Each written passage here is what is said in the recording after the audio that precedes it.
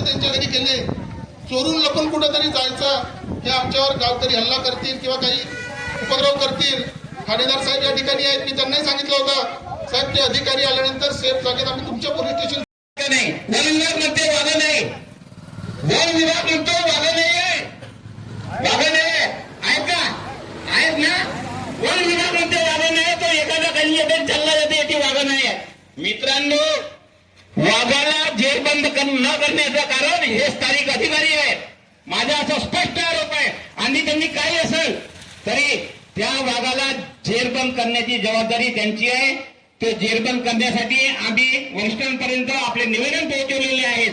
काल सुद्धा तहसीलदार साहेबांच्या विनंतीवरून आम्ही मिटिंगला गेलो, तिथं सुद्धा सांगितलं की साहेब, आम्हाला ही आमची मागणी पूर्ण होईपर्यंत आमचं आंदोलन मागे होणार नाही. तर साहेबांनी सांगितलं की तुम्ही बघून घ्या. तर त्यानुसार आज आम्ही. मित्रांनो, हे फक्त हे दोनच घटना नाही, तर या ठिकाणी कालच मेळगाव शहरामध्ये रामप्रकाश बांगलकर, नारायणजी कोल्हे यांच्यावर सुद्धा वाघाने हल्ला केला आणि त्यांना जखमी केला. वन विभाग साधारणतः 4 तास पोहोचलेला नाही त्यांच्यापर्यंत. हे कालच्या घटनेवरून लक्षात आलं. फक्त हे अधिकाऱ्यांना, वरिष्ठांना माहिती देण्यापुरता फक्त काम करीत आहे. शासन प्रशासन जरी काम करत असेल आणि आपल्याला इथं येण्यासाठी यांनीच बाध्य केलं, या वन विभागाने बाध्य केलेलं आहे. मित्रांनो, यापूर्वी सुद्धा